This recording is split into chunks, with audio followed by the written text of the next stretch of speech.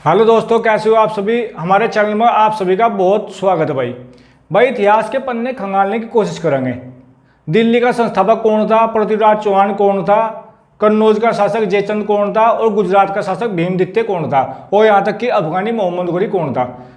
इतिहास को समझना और पढ़ना बहुत जरूरी। इसके बारे में आप समझे, कहानी के तौर से आपको समझाऊंगा भाई, समझाने की कोशिश करूंगा। बिल्कुल गौर से समझो, वीडियो में अंत तक भाई बने रहा जरूर, ठीक है। अब देखिए, बात करते हैं दिल्ली की। दिल्ली का जो संस्थापक था वो था अनंगपाल तोमर। अनंगपाल तोमर का कोई पुत्र नहीं था, दो पुत्रियां थी, ठीक। दूसरी बात करते हैं पृथ्वीराज चौहान की। पृथ्वीराज चौहान शासक था भाई अजमेर का, यानी कि राजस्थान का शासक था पृथ्वीराज चौहान। पृथ्वीराज चौहान के जो नाना थे वे थे अनंगपाल तोमर। समझ गए यहां तक। पृथ्वीराज चौहान के जो नाना थे वे थे अनंगपाल तोमर। तो इस प्रकार पृथ्वीराज चौहान पर दो जगह का शासन करा पृथ्वीराज चौहान ने भाई। एक तो कन्नौज का शासक और दूसरा दिल्ली का, क्योंकि अनंगपाल तोमर के बाद गद्दी पर जो बैठा था शासक पृथ्वीराज चौहान ही था। तो इस प्रकार पृथ्वीराज चौहान कहाँ का शासक बन गया, दिल्ली का और अजमेर का शासक। अब पृथ्वीराज चौहान की सबसे बड़ी गलतियां क्या थी, सबसे बड़ी गलतियां क्या हुई पृथ्वीराज चौहान से, जो भारत की तस्वीर उस एक युद्ध ने बहुत हद तक बदल दी। अब देखियो बात क्या हुई थी। पृथ्वीराज चौहान ने सबसे पहले गलती कर दी। गुजरात के सोलंकी वंश का शासक था भीमदित्य। भीमदित्य पर आक्रमण कर दिया, लेकिन भीमदित्य इतना ताकतवर था, उसने पृथ्वीराज चौहान को पराजित कर दिया। भीमदित्य इतना ताकतवर था, मोहम्मद गोरी को उसने पराजित कर दिया था, ठीक। मोहम्मद गोरी को पराजित किया और बाद में पृथ्वीराज चौहान को भी उसने पराजित कर दिया। पहली गलती तो ये, पृथ्वीराज चौहान ने भीमदित्य को के साथ युद्ध करा और भीमदित्य ने उसे पराजित कर दिया पृथ्वीराज चौहान को, ठीक। इसके साथ दुश्मनी मोल ले ली। दूसरी बात, पृथ्वीराज चौहान कहाँ का शासक था, अजमेर का और दिल्ली का। यहाँ का शासक था पृथ्वीराज चौहान। पृथ्वीराज चौहान ने गुजरात का जो ताकतवर शासक था भीमदित्य, उसके साथ दुश्मनी मोल ले ली। अब जो कन्नौज का शासक था जयचंद, कन्नौज का शासक जयचंद था, एक ताकतवर शासक था।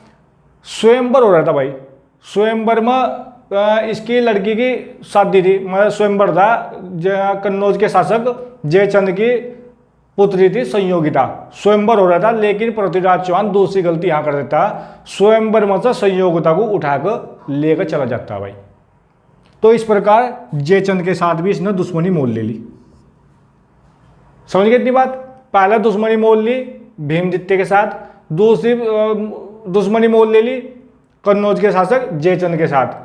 अब देखिए, अब मात्र बचता पृथ्वीराज चौहान। एंट्री होती है भाई मोहम्मद गोरी की। मोहम्मद गोरी की एंट्री हुई तराइन का प्रथम युद्ध 1191। समझ गए इतनी बात। लेकिन पृथ्वीराज चौहान ने मोहम्मद गोरी को बुरी तरीके से हरा दिया। समझ गए यहां तक। पहले युद्ध में पृथ्वीराज चौहान ने मोहम्मद गोरी को हरा दिया, लेकिन यह बात है 1191 की। हार गया कौन, हराया मोहम्मद गोरी को। अब बात आती है 1192 की। पृथ्वीराज चौहान का दुश्मन कौन, जयचंद, क्योंकि जयचंद की पुत्री को संयोगिता को उसने स्वयंवर में से उठा लिया था। मोहम्मद गोरी साथ लेता भाई जयचंद का। मोहम्मद गोरी ने साथ लिया किसका, जयचंद का, क्योंकि जयचंद का दुश्मन था पृथ्वीराज चौहान। लेकिन मोहम्मद गोरी का और पृथ्वीराज चौहान का युद्ध होता 1192 में। इसमें पृथ्वीराज चौहान की मृत्यु हो जाती है। गलती कहाँ हुई, भारत के किसी भी शासक ने पृथ्वीराज चौहान का साथ नहीं दिया। साथ क्यों नहीं दिया, क्योंकि सब कह रहे थे कि पृथ्वीराज चौहान ने जयचंद की पुत्री को उठाकर भाई गलत कराया, स्वयंवर में शादी करनी चाहिए थी, स्वयंवर में से उठाना नहीं चाहिए था। लेकिन उन्होंने भी एक सबसे बड़ी गलती कर दी।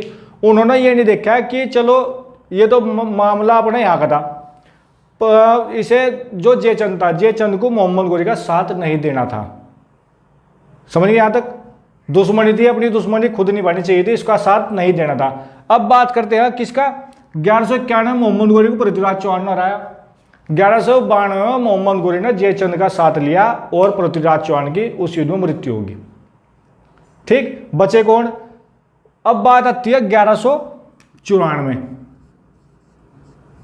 1194 में मोहम्मद गोरी का साथ दिया था भाई जयचंद ने। 1194 में मोहम्मद गोरी ने कहा जयचंद को, जब तू अपने का नहीं हुआ मेरा कहाँ से हो जाएगा। तो मोहम्मद गोरी ने भाई एक युद्ध होता है 1194 में, उसे कहा जाता है चंदावर का युद्ध। इसने मोहम्मद गोरी ने किसकी, जयचंद की, मोहम्मद गोरी ने जयचंद की भाई हत्या कर दी 1194 में। अब मात्र कौन बचा, मोहम्मद गोरी। मोहम्मद गोरी, अब दिल्ली का शासक कौन था, पृथ्वीराज चौहान, उसकी मृत्यु होगी। जयचंद कन्नौज का शासक, उसकी मृत्यु होगी। तो मोहम्मद गोरी ने भाई पहला कब्जा दिल्ली को कब्जाया, उसके बाद कब्जाया भाई कन्नौज को। ठीक, उसके बाद क्या होता है, उसके बाद स्टार्ट होता है भाई सल्तनत काल। सल्तनत काल मोहम्मद गोरी का एक सेनापति था गुलाम कुतुबुद्दीन ऐबक। तो पहला होती है भाई गुलाम वंश की स्थापना। दिल्ली पर 5 वंशों ने राज कराया। गुलाम वंश सबसे पहला था गुलाम वंश। उस प्रकार 1206 से लेकर 1526 तक दिल्ली सल्तनत पर 5 वंश ने अपना राज कराया। उसके बाद आता है मुगल काल। तो मेरा बताने का आपको मकसद यही है, अगर वो युद्ध ना होता या प्रथम युद्ध में ही पृथ्वीराज चौहान मोहम्मद गोरी की हत्या कर देता, तो भाई स्थिति आज भारत की कुछ हो रही होती। तो भाई मेरा मकसद यही था आपको समझाने का। टॉपिक वाइज टॉपिक आपको बता दूंगा। इतिहास को पढ़ो भाई, पढ़ो ना तो समझो। सबको मतलब मैं सब कुछ समझाने की आपको कोशिश करूंगा इतिहास के पन्नों की। वीडियो भाई अगर अच्छी लगी हो तो पेज को फॉलो कर लियो। चैनल पर, यूट्यूब चैनल पर अगर नहीं हो तो चैनल को सब्सक्राइब कर लियो। फेसबुक पर हो तो लाइक और शेयर भाई जरूर कर दियो। जय हिंद, जय भारत।